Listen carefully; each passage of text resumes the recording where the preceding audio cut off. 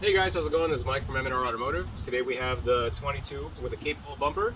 We installed the 40-inch light bar, and it's available in white and amber. Light bar. This is the passenger side capable bumper from the back.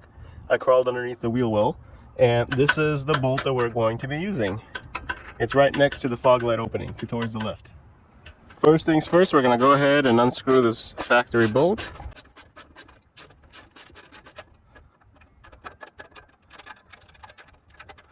It's not too much space here, so it's a little difficult. We're going to slide our bracket through that same bolt and reinstall it.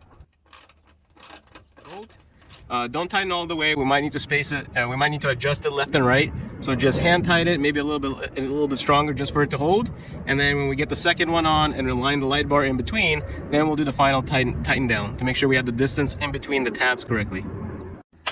Here's a clip of us installing the M&R bracket on the driver's side. If you have big hands, you're gonna have to get a little tricky with the tools you use. Maybe a wobble socket and extension. There's not too much space here, but we're gonna set the light bar in between the two tabs, and then we're gonna tighten down these particular bolts.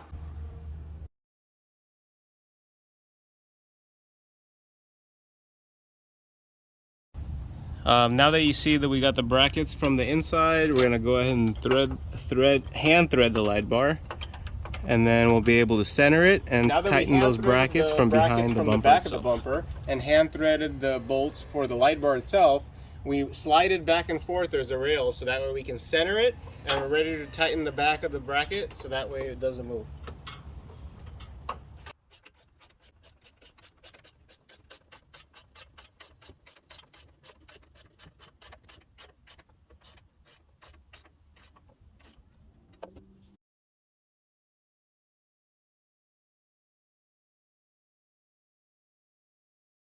Now that the light bar is installed into the mounts, we're ready for wiring. The light bar comes with a power cable enough to reach the auxiliary switches, so we're going to go ahead and feed it up the fender and towards the hookups. I'll show you exactly how I do it. Next thing we're going to do, we're going to identify what auxiliary switch we're going to use for the light bar itself. We're going to go to feature, we're going to go to owner's manual, we're going to type in AUX for auxiliary, identifying the auxiliary switch wiring, and here you can see the color codes of what we're going to use. We already used up auxiliary 1 for the fog light kit, so we're going to use auxiliary 2, which is green and brown wire color, and it's rated for 15 amps.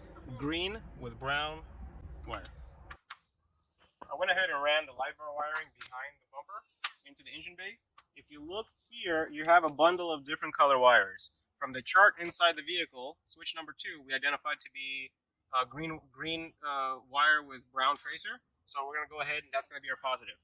For the negative, we're going to put an eyelid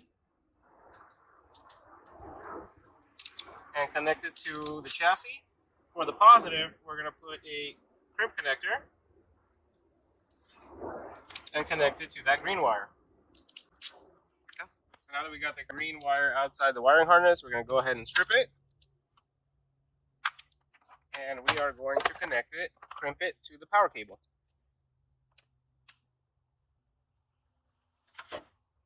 Where's my crimp? There it is.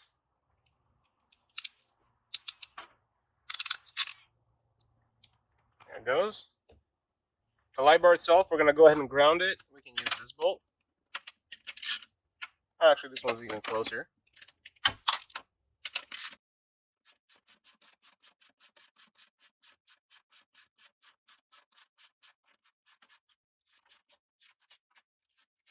Take the bolt out. Take the bolt out, slide our eyelid, and put that same bolt in.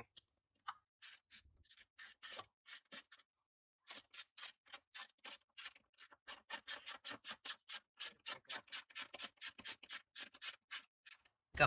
The way we wired our setup, auxiliary switch 1, we wired for the white function of the fog light. Auxiliary switch 6, we wired to the amber portion of the fog light. And auxiliary switch 2, we use for the white light bar. That's a wrap on installing the 40-inch light bar.